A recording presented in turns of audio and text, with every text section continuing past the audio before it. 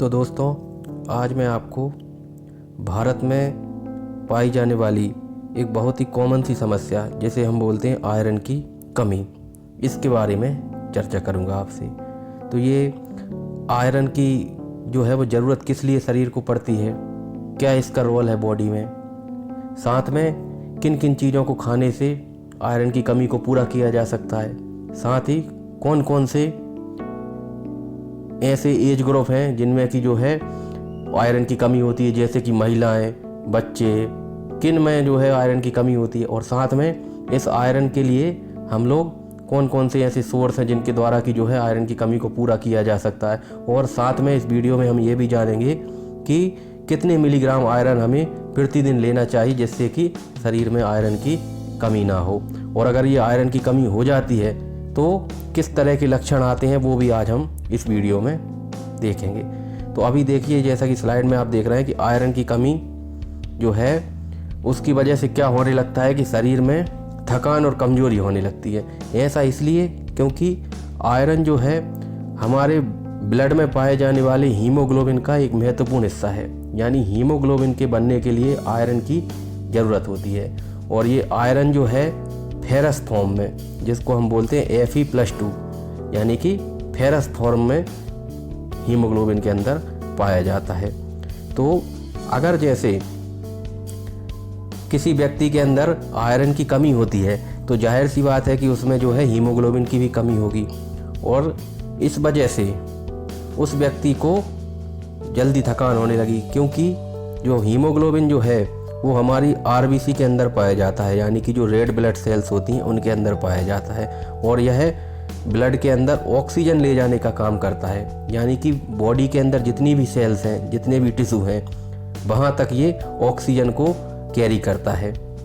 तो अगर आयरन की कमी होगी तो इसकी वजह से एक एनीमिया देखने को मिलता है, जिसे हम बोलते हैं आयरन डेफिशिएंसी एनीमिया, और इसको हम माइक्रोसाइटिक हाइपोक्रोमिक एनीमिया भी बोलते हैं। जब हम ब्लड फिल्म बनाते हैं, ब्लड स्मीयर बनाते हैं, तो उसमें आरबीसी का जो साइज होता है वो छोटा हो जाता है, और साथ में आरबीसी का साइज छोटा हो जाता है और कलर भी जो है वो कम हो जाता है। इस तरह के एनीमिया को हम बोलते हैं माइक्रोसाइटिक हाइपोक्रोमिक एनीमिया।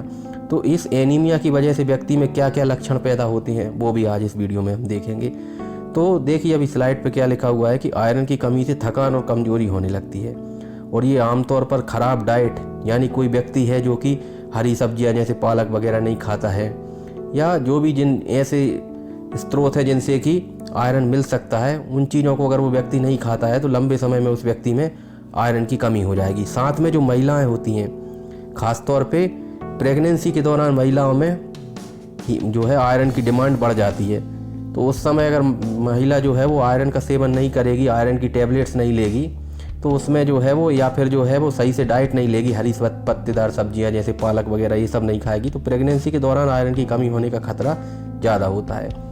साथ में जो महिलाएं होती हैं उनमें हर महीने मेंस्ट्रुअल साइकिल होता है, जिसमें कि लगभग 80 से 100 ml जो है एक मेंस्ट्रुअल साइकिल, जो कि 3-4 दिन 5 दिन तक चलता है, उसमें पूरा जो है वो ओवरऑल ब्लड लॉस लगभग 80 से 100 ml तक ब्लड लॉस होता है। और इसकी वजह से भी जो है महिलाएं जो होती हैं उनमें आयरन की कमी अक्सर देखने को मिलती है। तो प्रेगनेंसी के दौरान महिला को जो है आयरन की टैबलेट्स लेना चाहिए। साथ में पुरुषों की तुलना में जो है महिलाओं में आयरन की कमी ज़्यादा पाई जाती है, तो इसलिए जो है उन्हें थोड़ा सा आयरन जो है वो पुरुषों की तुलना में ज़्यादा मात्रा में लेने की सलाह दी जाती है। फिर कौन कौन से ऐसे लक्षण होते हैं जिनको कि हमें नज़रअंदाज नहीं करना चाहिए, क्योंकि ये जो लक्षण हैं ये आयरन की कमी के संकेत हो सकते हैं। तो देखिए अगली स्लाइड में कि आयरन की कमी से शरीर में कई तरह की दिक्कतें होने लगती हैं, और ऐसा क्यों होता है, क्योंकि जो आयरन है वो हीमोग्लोबिन का एक महत्वपूर्ण घटक है, उसके अंदर पाया जाता है फेरस फॉर्म में Fe+2।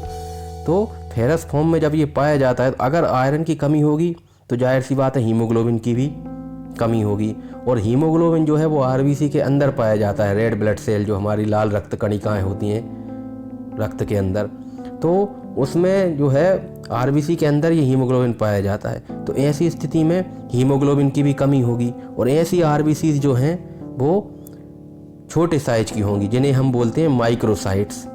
तो इस तरह से ऐसे व्यक्तियों में जिनमें कि आयरन की कमी है उनमें हीमोग्लोबिन भी कम होगा, और इस सब अवस्था को हम बोलेंगे जब हीमोग्लोबिन जो है अगर 12 से कम हो जाए, 12 से कम हो जाए पुरुषों में, और पुरुषों में 13 से कम हो जाए, और महिलाओं में 12 से कम हो जाए, क्योंकि महिलाओं में जो है नेचुरली हीमोग्लोबिन का लेवल थोड़ा सा कम होता है। तो अगर अब इसका अलग अलग डाटा होता है, पर जो एक अनुमान है उसके हिसाब, मतलब एक जो मोटा मोटा है उसके हिसाब से महिलाओं में 12 से कम हीमोग्लोबिन हो और पुरुषों में 13 से कम हीमोग्लोबिन हो, तो इस स्थिति को हम बोलते हैं एनीमिया, खून की कमी। तो ये जो है एनीमिया की स्थिति पैदा होती है अगर आयरन की कमी है किसी व्यक्ति में, और इस तरह की एनीमिया को हम बोलते हैं माइक्रोसाइटिक हाइपोक्रोमिक एनीमिया या फिर आयरन डेफिशिएंसी एनीमिया। तो आयरन की कमी के जो लक्षण होते हैं उनको जनरली जो है वो लोग हैं वो समझ नहीं पाते हैं, उनको लंबे समय से आयरन की कमी हो रखी होती है लेकिन उनको पता ही नहीं चलता, खासतौर पे जो महिलाएं होती हैं उनमें। तो अगली स्लाइड में देखते हैं हम कि आयरन की कमी के क्या क्या लक्षण होते हैं। सबसे पहली बात तो चूँकि आयरन की कमी होगी तो हीमोग्लोबिन भी कम होगा, और ऐसे व्यक्ति को हम बोलेंगे कि इसको एनीमिया की शिकायत है। और जो एनीमिया के लक्षण होते हैं जैसे कि व्यक्ति ज़रा सा भी चलेगा तो थक जाएगा, कमजोरी सी रहेगी उसमें, और ज़्यादा तेज चल लेगा या फिर शरीर पे ज़्यादा स्ट्रेस दे लेगा तो उस समय क्या होगा, सांस लेने में तकलीफ भी हो जाएगी। और कई बार तो जिसको बहुत ज़्यादा गंभीर एनीमिया होता है उसको अचानक से बेहोशी भी हो सकती है, सिर में हल्का हल्का दर्द बना रहेगा, और ऐसे व्यक्ति के दिल की धड़कन तेज रहती है, और साथ में उसको खुद की धड़कन जो है वो खुद ही को महसूस होती है। इसको हम बोलते हैं पाल्पिटेशन, यानी कि उस व्यक्ति में हृदय की धड़कन तेज रहेगी। और हो सकता है कि जब वो ज़्यादा पैदल चले या फिर ज़्यादा ज़ोर से काम कर ले तो उसको सीने में दर्द भी होने लगे, और साथ में ऐसे व्यक्ति के हाथ पैर भी ठंडे से बने रहते हैं। और एक और लक्षण आता है जो कि बालों का झड़ना भी एक हो सकती है समस्या। फिर जो एंगल ऑफ माउथ है, यानी जो मुंह के किनारे होते हैं ये फटने लगते हैं, इसको हम कीलोसिस या चीलोसिस की बीमारी बोलते हैं, तो ये हो सकता है। साथ में जीभ जो टंग रहती है उसमें भी सूजन आ सकती है, जिसे हम ग्लोसाइटिस बोलते हैं। तो टंग का कलर भी इसमें जो है हल्का सा वाइट टाइप का हो जाता है, इसीलिए जो डॉक्टर होते हैं वो मरीज की जीभ देखते हैं। तो अगर जीभ में सूजन दिख रही है, जीभ का कलर जो है वो एकदम जो नॉर्मल होता है रेडिश ना होके एकदम वाइट जैसा हो रहा है, तो ये गंभीर एनीमिया की श्रेणी में आता है। तो ये सब लक्षण है कि कुल मिला के व्यक्ति जो है वो बहुत जल्दी थक जाएगा, उसको कमजोरी रहेगी, सिर में हल्का हल्का दर्द हो सकता है, ज़्यादा चलेगा फिरेगा उसको, अगर उसको गंभीर एनीमिया है और तो ज़्यादा चलेगा फिरेगा तो उसके हृदय की धड़कन तेज हो जाएगी, छाती में दर्द भी हो सकता है। तो ये सब लक्षण होते हैं आयरन की कमी के। फिर अब देखिए स्लाइड में कि जो एक्सपर्ट ने जो बताया है, हेल्थ एक्सपर्ट ने, उनके हिसाब से हमें प्रतिदिन कितना आयरन लेना चाहिए। तो रिकमेंडेड डाइटरी अलाउंस बोलते हैं इसको, RDA। तो जो आयरन की जो RDA है, रिकमेंडेड डाइटरी अलाउंस, वो कितनी होती है, तो ये उस व्यक्ति की उम्र पे डिपेंड करता है। यानी कि अगर एक बच्चा है उसको आयरन की अलग मात्रा चाहिए होगी, और पुरुष है उसके लिए आयरन का जो प्रतिदिन जो आयरन चाहिए वो अलग होगा मात्रा, और साथ में अगर कोई महिला है उसके लिए आयरन की मात्रा अलग है जो कि प्रतिदिन उसको लेना है। और साथ में अगर वही महिला गर्भवती होती है या फिर बच्चे को दूध पिलाती है, यानी कि प्रेग्नेंट और लैक्टेटिंग वुमेन है, तो ऐसी महिलाओं में आयरन की अलग तरह से ज़रूरत होगी। तो कुल मिला के प्रतिदिन हमें कितना आयरन लेना चाहिए, इसी को हम बोलते हैं RDA, रिकमेंडेड डाइटरी अलाउंस। तो इसमें जो नवजात होते हैं और जो बच्चे होते हैं उनको एडल्ट की तुलना में आयरन की ज़्यादा ज़रूरत होती है, क्योंकि उनके शरीर में उस समय ग्रोथ हो रही होती है, तेज़ी से उनका शरीर ग्रोथ कर रहा होता है। तो उस कंडीशन में क्या होता है कि उनको बॉडी में जो है वो आयरन की डिमांड ज़्यादा होती है। और इसीलिए जो भारत सरकार है वो एक मिशन भी चला रही है जिसमें कि जो 5 साल तक के जो बच्चे हैं उनको प्रति मंगलवार और शुक्रवार को 1 ml आयरन की सिरप जो है वो पिलाया जाना है। आंगनवाड़ी केंद्र हुआ या फिर प्राथमिक स्वास्थ्य केंद्र हुए, PHC हुए, वहाँ पर ये चलता है प्रोग्राम। तो अब देखिए जो 4 से 8 साल के बच्चे हैं इनको प्रतिदिन 10 मिलीग्राम आयरन की ज़रूरत है, और जो 9 से लेकर 13 साल तक के हैं उनको प्रतिदिन 8 मिलीग्राम की ज़रूरत है। अब सवाल उठता है कि जो एडल्ट हैं उनको कितनी है, तो देखिए अगली स्लाइड में। और एक बात और है कि महिलाओं को आयरन की ज़्यादा ज़रूरत होती है, क्योंकि महिलाओं में जो हर महीने मेंस्ट्रुअल साइकिल होता है पीरियड्स के दौरान, उनको लगभग 80 से लेकर 100 ml ब्लड लॉस होता है। एक बार का जो पूरा साइकिल होता है 3 से 4 दिन चलता है, उसमें टोटल 80 से 100 ml ब्लड लॉस होता है। तो इस ब्लड लॉस की वजह से उनमें आयरन की जो है वो नेचुरली कमी पाई जाती है।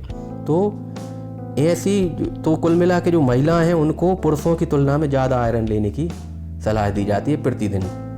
तो जो रिप्रोडक्टिव एज ग्रुप की महिलाएं हैं, यानी कि जो महिलाएं जो कि रिप्रोडक्टिव एज ग्रुप की हैं, प्रेग्नेंट हो सकती हैं, जो यानी 19 से लेकर 50 साल तक की महिलाएं, इनको प्रतिदिन 18 मिलीग्राम आयरन लेना चाहिए। जबकि जो इसी उम्र के जो पुरुष हैं 19 से 50, उनको सिर्फ 8 मिलीग्राम आयरन ही सफिशिएंट है। तो और साथ में जो प्रेग्नेंट लेडीज़ हैं उनके लिए अलग तरह की डिमांड है। ब्रेस्ट फीडिंग महिलाएं, उनको थोड़ा सा ज़्यादा आयरन चाहिए।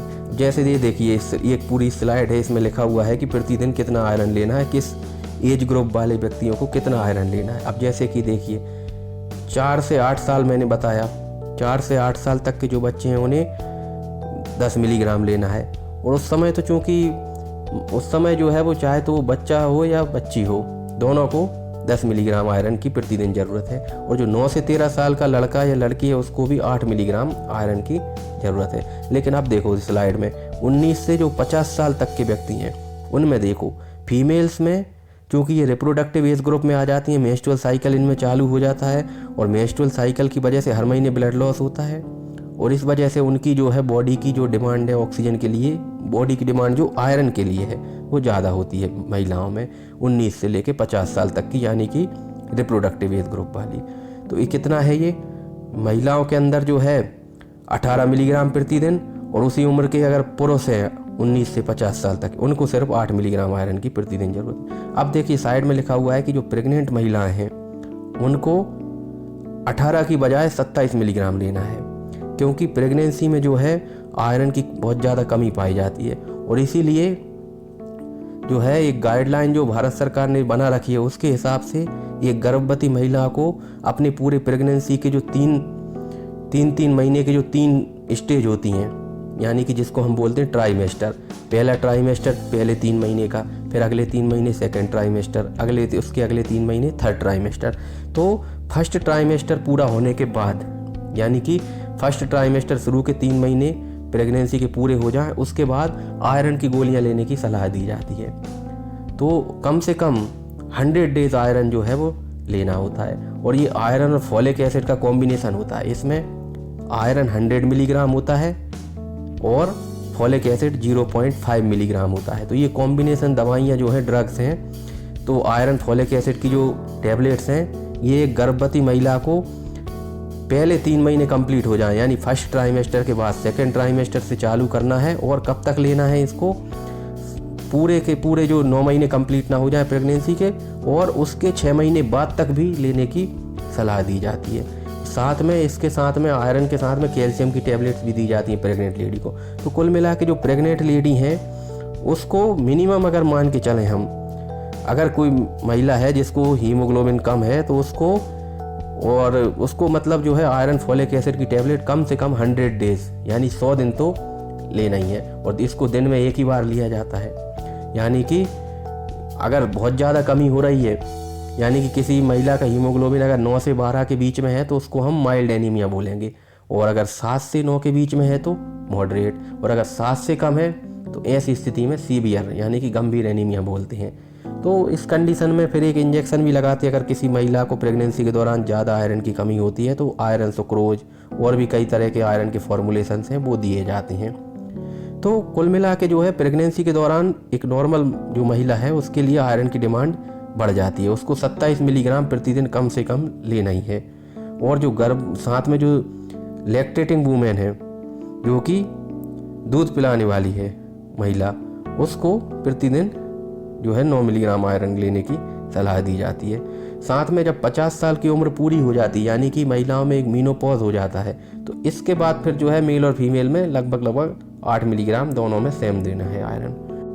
तो अब सवाल उठता है कि कौन कौन से ऐसे व्यक्ति हैं जिनको कि आयरन की रिक्वायरमेंट ज़्यादा होती है, यानी कि आयरन की ज़रूरत उनको नॉर्मल की तुलना में ज़्यादा लेने की सलाह दी जाती है। ऐसे कौन कौन से व्यक्ति होते हैं? एक तो जो प्रेग्नेंट लेडीज़ हैं उनको, दूसरी जो दूध पिलाने वाली महिलाएं उनको, साथ में जो जिनको किडनी की बीमारी होती है उनको भी थोड़ा सा अधिक डोज में आयरन लेने की सलाह दी जाती है। फिर किसी को पेप्टिक अल्सर यानी अंदर स्टमक के अंदर या इंटेस्टाइन में अल्सर होते हैं, तो इस तरह के व्यक्तियों को भी जो है आयरन की मात्रा ज़्यादा लेने की सलाह दी जाती है। साथ में कई लोग होते हैं जो वेट लॉस यानी वजन कम करने के लिए जो है वो स्टमक कटिंग जिसको हम बोलते हैं आम भाषा में, उसकी सर्जरी कराते हैं, तो उन व्यक्तियों में भी जो है आयरन की रिक्वायरमेंट ज़्यादा होती है। तो कौन कौन से ऐसे सोर्सेज हैं जिनसे कि आयरन की जो है अधिक से अधिक मात्रा प्राप्त हो सकती है? तो कौन कौन से ऐसे सोर्सेज हैं जिनमें कि आयरन अधिक मात्रा में पाया जाता है? तो एक तो पालक, साथ में हरी मटर, चिकन, अंडे, दाल और ब्रोकली, और इनमें जो है कुल मिला के आयरन की ज़्यादा मात्रा पाई जाती है। तो कुल मिला के हमें जो है वो अपनी डाइट को प्रॉपर रखना है, और जब डाइट ठीक रहेगी, हमारा खान पीन ठीक रहेगा, हम सब तरह की चीज़ें खाएंगे जिसमें कि हरी सब्जियां भी होंगी और सब चीज़ों का एक कॉम्बिनेशन खाएंगे, तो इस तरह से जो है वो आयरन की कमी नहीं होगी। और साथ में अगर जो प्रेग्नेंट लेडी है और दूध पिलाने वाली महिला है, उसको जो है उस समय चूँकि डिमांड ज़्यादा होती है आयरन की, तो उसको उस समय थोड़ा सा आयरन की जो मात्रा है, यानी उस महिला को ये हरी सब्जियां, पालक वगैरह ये उस समय थोड़ा सा ज़्यादा खाना चाहिए। तो इस तरह से उसमें आयरन की कमी नहीं होगी। तो कुल मिला के आज हमने जो है दोस्तों पढ़ा कि किस तरह से जो है आयरन की कमी होती है और उसकी वजह से किस तरह के लक्षण आते हैं और क्या उसका उपचार होता है और किन किन लोगों में जो है आयरन की डिमांड ज़्यादा होती है। तो उम्मीद है कि आपको समझ में आई होगी जानकारी। तो दोस्तों, अगर वीडियो पसंद आया हो तो प्लीज़ इसे लाइक करें और चैनल को सब्सक्राइब करें। Thank you.